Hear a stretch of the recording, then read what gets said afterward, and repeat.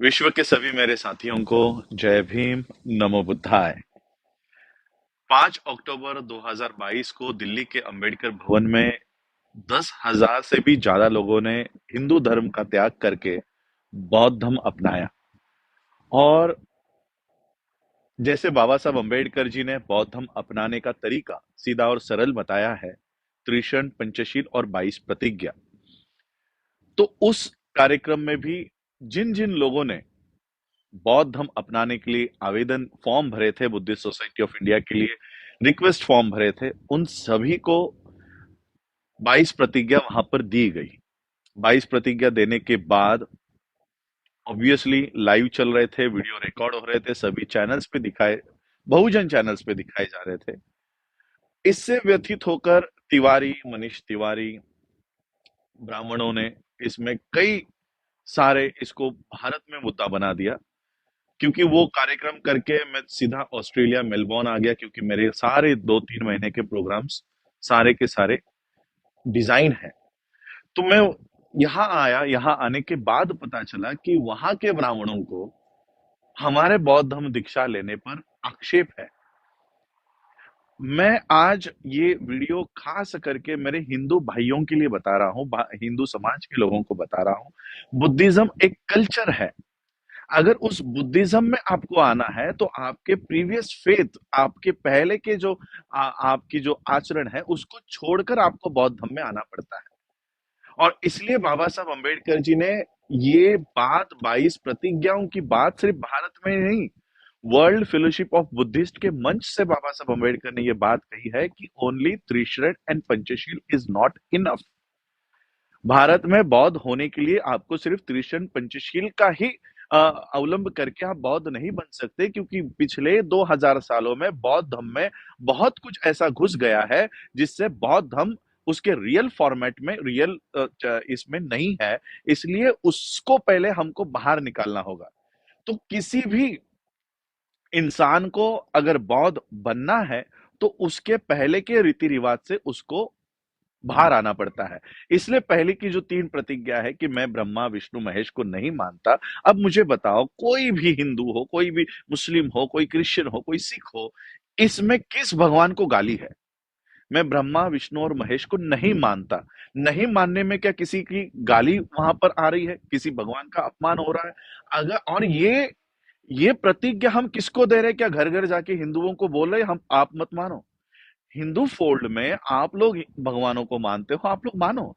लेकिन हिंदू फोल्ड से जो लोग बाहर आना चाहते हैं और बुद्धिज्म में आना चाहते हैं, उनके लिए ये अनिवार्य है कि वो किसी भी भगवान को, क्योंकि बुद्धिज्म में भगवान का कॉन्सेप्ट नहीं है। बुद्धिज्म में ना आत्मा है, ना पुनर्जन्म है, ना परमेश्वर है, ना ईश्वर है, कोई नहीं है। तो अगर आपको बौद्ध होना है तो आपको बाबा साहब ने दिए हुए साइंटिफिक तर्क के आधार पर जो 22 प्रतिज्ञा बाबा साहब का रिसर्च है, वो अपना कर ही, वो लेकर ही बौद्ध धर्म में आपको आना है। अब एक तरफ ये कहते हैं कि हिंदू विरोधी है, ये हमारी जो बौद्ध धर्म दीक्षा है, ये हिंदू विरोधी है। अगर आपको हिंदुओं से इतना प्यार है, आप कई लोग कह रहे हैं कि हम, हाँ, आपके बौद्ध धर्म दीक्षा से व्यतीत हो गए हैं। मैं कहना चाहता हूं कि आपके इस तरह से 22 प्रतिज्ञा के ऊपर इस तरह से कीचड़ उछालने पर हम बौद्ध आपके ऊपर व्यतीत है। क्या हम अपना बौद्ध धर्म भारत में नहीं फैला सकते, जो बाबा साहब अम्बेडकर जी ने हमको 22 प्रतिज्ञा के साथ बौद्ध धर्म दिया है? कल 5 अक्टूबर 2022 को इनका कहना है कि किसी पार्टी का मंत्री वहां पर क्यों है। अब मुझे पता नहीं कि इन ब्राह्मणों की असली दिक्कत क्या है, हमारे 22 प्रतिज्ञाओं से है या कोई मंत्री उस मंच पर खड़ा होकर 22 प्रतिज्ञा ले रहा है, उनसे है। अगर उनकी तकलीफ एक मंत्री के उस कार्यक्रम में शामिल होने की है, तो मैं आपको वीडियो देता हूं। 5 अक्टूबर 2022 को देवेंद्र फडणवीस, महाराष्ट्र के उप चीफ मिनिस्टर ही कह लो, क्योंकि जो चीफ मिनिस्टर बिठाया है वो तो कठपुतली है। असली चीफ मिनिस्टर तो देवेंद्र फडणवीस है। सेंटर के मिनिस्टर नितिन गडकरी, ये दोनों भी दीक्षा भूमि के स्टेज से बाबा साहब के 22 प्रतिज्ञाओं का वो उल्लेख कर रहे हैं। तो अगर राजेंद्र पाल गौतम के ऊपर अगर कार्रवाई की मांग आप कर रहे हो, तो नितिन गडकरी की कार्रवाई की भी मांग आपको करनी चाहिए, देवेंद्र फडणवीस की भी कार्रवाई की मांग करनी चाहिए, और उसी के साथ देश का प्राइम मिनिस्टर जिसने कुछ ही दिन पहले अंबेडकर एंड मोदी नाम का बुक रिलीज किया है, उन्हीं बाबा साहब अंबेडकर ने 22 प्रतिज्ञा दी है। तो 22 प्रतिज्ञाओं के साथ बाबा साहब अंबेडकर और मोदी की तुलना आप कर रहे हो, तो नरेंद्र मोदी के भी रेजिग्नेशन की मांग आपको करनी चाहिए, क्योंकि वो बाबा साहब के विचारों को प्रचार और प्रसार करने का दावा करते हैं। विदाउट 22 वोस आप बाबा साहब अंबेडकर जी को कैसे एक्सेप्ट करते हो, कैसे एक्सेप्ट करने वाले हो, हमें बताइए। तो इसलिए बाबा साहब अंबेडकर जी के जीवन का अनिवार्य और एक अनडिविजिबल पार्ट 22 वोस है। बाबा साहब अंबेडकर जी के जीवन से आप 22 प्रतिज्ञाओं को नहीं हटा सकते, मिटा सकते, और बाबा साहब ने यही क्राइटेरिया बौद्ध होने के लिए दिया है। मैं कहना चाहता हूं कि जो एफआईआर आप राजेंद्र पाल गौतम जी के ऊपर करवा रहे हो, एक एफआईआर राजरत्न अंबेडकर के ऊपर करवाओ, और ये बताओ कि इसने बौद्ध धर्म की दीक्षा दी है और भारत में गुनाह किया है। तब जाकर हम आपको विश्व के स्तर पर पकड़ेंगे कि भारत में बौद्ध धर्म का प्रचार और प्रसार करने पर आप हमारे ऊपर एफआईआर करवाते हो। तो जो योगी है, जो मोदी है, जो भारत के बाहर जाकर बुद्धा का गुणगान करते हैं, भारत में अभिधम्मा दिवस बनाते हैं, वर्ल्ड के बुद्धिस्ट मॉन्क्स को बुलाते हैं, हम उनके सामने जाकर कहेंगे कि भारत में हमें बौद्ध धर्म की दीक्षा देने पर अरेस्ट करवाते हैं।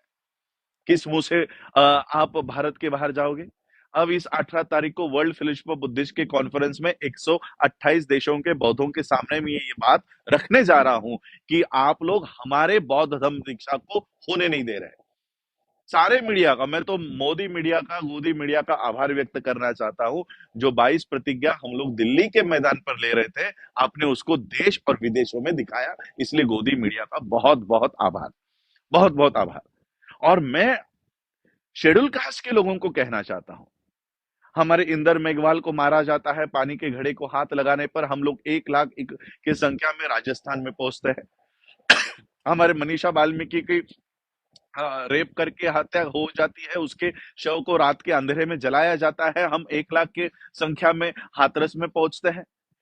कब तक आप लाखों के संख्या में यहाँ पर जाकर अपने ऊपर होने वाले अत्याचार की प्रतिक्रिया देते रहोगे? प्रतिक्रिया देना बंद करो, प्रतिक्रिया देना बंद करो।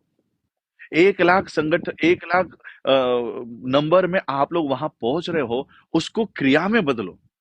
जो हिंदू धर्म आप लोगों को पानी के घड़े को हाथ लगाने पर मार डालता है, हमारे किसी बच्ची का सामूहिक बलात्कार करके उसका शव भी अपने माता पिता को नहीं देते, एक आईपीएस ऑफिसर गुजरात का अपने ही शादी में घोड़ी पर बैठने के लिए पुलिस प्रोटेक्शन लेता है, ऐसे धर्म के लोग जब इनके ऊपर अत्याचार होता है तब व्यथित क्यों नहीं होते? मनीष तिवारी ने कोई एफआईआर इंदर मेघवाल के टीचर के ऊपर क्यों नहीं किया? मनीष तिवारी ने कोई एफआईआर मनीषा वाल्मीकि के हत्यारों के ऊपर क्यों नहीं किया? हमारे बौद्ध धर्म अपनाने से आपको तकलीफ है, लेकिन हिंदुओं के साथ जो हिंदू धर्म में होता है उससे आप व्यतीत नहीं होते हो। और इसलिए मैं आज ये वीडियो बनाकर इसलिए कह रहा हूं कि सिर्फ 10,000 लोगों ने जब क्रिया की है, बौद्ध धर्म अपनाने की क्रिया की है, बाबा साहब की 22 प्रतिज्ञाओं को एक्सेप्ट करने की क्रिया की है, तब ब्राह्मण प्रतिक्रिया दे रहा है। यही कुछ सालों पहले हम कर रहे थे। वो क्रिया करते थे, हम प्रतिक्रिया कर रहे थे। वो एक्शन कर रहे थे, हम रिएक्शन दे रहे थे। अब हमको एक्शन मोड में आ जाना चाहिए, हमें एक्शन करनी चाहिए। 10,000 लोगों की दिल्ली देश के राजधानी में जब दीक्षा हुई, बौद्ध धर्म उन्होंने अपनाया, पूरे देश ने ये देखा, तब मोहन भागवत के सुर अभी बदले बदले दिखाई दे रहे हैं। मोहन भागवत कहता है जाति प्रथा खत्म होनी चाहिए। मोहन भागवत कहता है कि ब्राह्मणों को अब शेड्यूल कास्ट के लोगों से माफी मांगनी चाहिए कि उन्होंने इन लोगों को इतना प्रताड़ित किया। देखिए 10,000 लोग इस देश में इकट्ठा हुए और उन्होंने क्रांति की, और उन्होंने जो धम्म दीक्षा ली, उस वजह से इतना बड़ा ऑर्गेनाइजेशन का सर संचालक तुम्हारे सामने घुटने टेक रहा है, तुम्हारे सामने माथा टेक रहा है। और ये ताकत आप लोगों को पहचाननी चाहिए। बाबा साहब अंबेडकर जी के मूवमेंट को इन लोगों ने इतने सालों तक दबाए रखा, इसलिए हमें पता नहीं चला कि बाबा साहब कितनी बड़ी ताकत हमें जाते जाते देकर गए हैं।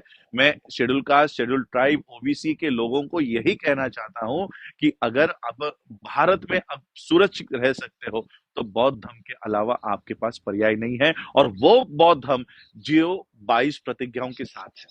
अब ये जो लोग कि इस तरह से बातें कह रहे हैं कि अभी ब्राह्मणों को इनसे माफी मांगनी चाहिए, ब्राह्मणों को अब जाति व्यवस्था खत्म करनी चाहिए, अब हमें समझ जाना चाहिए कि ये हमारे 22 प्रतिज्ञाओं से डरते हैं और बुद्ध के धम्म से डरते हैं।